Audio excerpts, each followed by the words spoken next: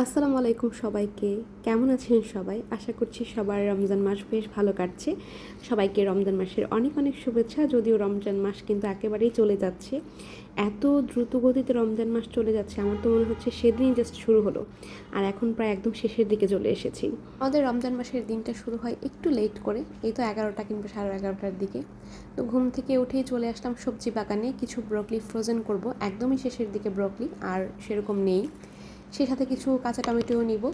এগুলো সব শীতের সবজি, একদমই শেষের দিকে চলে এসেছে। আর দুই একবার তোলা হলে একদম শেষ হয়ে যাবে, শীতের সবজিটা থাকবে না। তো বেশ কিছু কাঁচা টমেটো নিয়ে যাচ্ছি। কাঁচা টমেটোর ভর্তা ভাজি এগুলো খেতে বেশ ভালো লাগে। আর এই রমজান মাস শুরু হয়েছে পর থেকে এবার আমি ভর্তা ভাজি এগুলির উপরেই আছি। কেন জানি একদম মাংসের স্মেল নিতেই পারি না। একটু টকটক ভর্তা হলে বা একটু শুটকি ভর্তা হলে, মাছের ভর্তা হলে বেশ ভালো লাগে। সেই সাথে নিয়ে নিলাম ফ্রেশ কিছু কাঁচামরিচ। আমাদের এবার খুবই স্বল্প পরিসরে যে কাঁচামরিচ লাগানো হয়েছে, বাট মরিচের যে জাতটা বা ফলনটা বেশ ভালো হয়েছে, একদম বড় বড় সাইজের কাঁচামরিচ হয়েছে। আলহামদুলিল্লাহ আমাদের এবার পুরো রমজানে যে কাঁচামরিচ, ধনিয়া পাতা, বেগুন, টমেটো সব কিছু আমাদের নিজেদের সবজি থেকে খেয়েছি, কিনে খেতে হয়নি। আলহামদুলিল্লাহ পুরো রমজান মাসটা চলে যাবে। সবজি তুলে এসে দেখলাম আমার কাজিন হচ্ছে বড়ই নিয়ে যাচ্ছে। এগুলো হচ্ছে টক বড়ই।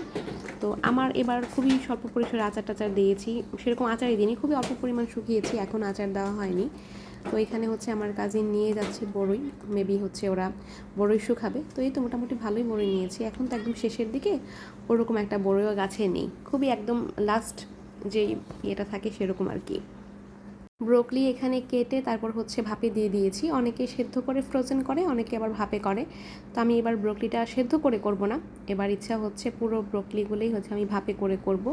তো এই তো ভাপানো হয়ে গেছে, এখন জাস্ট ঠান্ডা করে ফ্রিজে রেখে দেবো। এখানে হচ্ছে ওটস আর চিকেনের একটা স্যুপ বানিয়েছি। আমি এবার বেশ কয়েকদিন এই জিনিসটা বানিয়েছি, আর এটা হচ্ছে বাসায় এবারের হিট রেসিপি। এবার অন্য সব কিছু বাদ দিয়ে এই জিনিসটা বেশ অনেক দিন বানানো হয়েছে। আর এখানে হচ্ছে পেঁয়াজও ভাজা হচ্ছে। আমার বাসার পেঁয়াজও হচ্ছে বেস্ট পেঁয়াজও। আমি আজ পর্যন্ত যত জায়গায় পেঁয়াজও খেয়েছি, আমার কাছে মনে হয়েছে আমার বাসার মতো পেঁয়াজও কেউ বানাইতে পারে না। আর এবার আমাদের বাসায় ব্রকলি ভাজি কিংবা তরকারি থেকে এরকম বেসন দিয়ে ভাজাটা বেশি হয়েছে। ব্রকলিটাকে আগে থেকে সেদ্ধ করে নিয়ে তারপর এরকম করে ভেজে খেয়েছি, এটা খেতে বেশ মজা তরকারি থেকে কিংবা ভাজি থেকে। এই যে আমাদের বাসার সবচেয়ে পিচ্চি সদস্য এবার আমাদের সাথে বসে ইফতার করছে। গত বছরও সে টুক করে বসে থাকতো, সেরকম সলিড কিছু খেতে পারতো না। এবার মাশাল্লাহ আমাদের সাথে ইফতার করতে পারছে। সবাই মাশাল্লাহ বলতে ভুলবেন না। এই যে আমাদের স্যুপ কিন্তু একদম শেষ পর্যায়ে, বেশ মজা হয়েছিল আজকেও। তারপর তো একদম চা, মাগরিবের নামাজের শেষে চা না খেতে পারলে দুনিয়াটা ওলটপালট মনে হয়। তারপর যাবতীয় কাজ শেষ করে রাতের 10টার দিকে একটু আমাদের টক খেতে হয়। তো ফ্রিজে হচ্ছে ফ্রোজেন আম রেখেছিলাম, সেগুলো খুলে নিলাম। এগুলো হচ্ছে ভর্তা করা হবে ঝাল ঝাল করে। ফ্রোজেন আম কিন্তু একদম বরফ থাকতে কেটে ফেলতে হয়, পরে কিন্তু একদম লেতলেতে হয়ে যায়, কাটা যায় না। তো এই হচ্ছে ভর্তা, সবাই মিলে এখন ভর্তা খাবো। সেহরির জন্য হচ্ছে ভর্তা বানাবো। কিছু আগের মরিচ ছিল, সেই সাথে ধনিয়া পাতা, আর এখানে হচ্ছে পেঁয়াজ রসুন ভাজা হচ্ছে। এখানে আজকে হচ্ছে কাঁচামরিচের ভর্তা করব। ভর্তা ছাড়া আমার একদম সেহরির একদিন চলে না। ভর্তা বানিয়ে দেখলাম ঘড়ির কাঁটাতে বাজে প্রায় 2টা 10-এর উপরে। কী করে জানে একদম সময়টা চলে যায়, বুঝিও না। তারপর শুইতে গেলে একদম ওই যে সেহরির জন্য ডাক শুরু হয়ে যায়।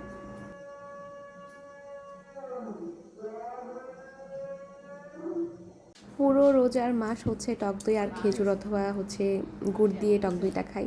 সারা বছর তেমন একটা খাওয়া হয় না, বাট রোজার মাসে এই টক দই খেজুর বা গুড় দিয়ে না খেলে কেমন যেন একটা অসম্পূর্ণ অসম্পূর্ণ সেহরি মনে হয় আমার কাছে।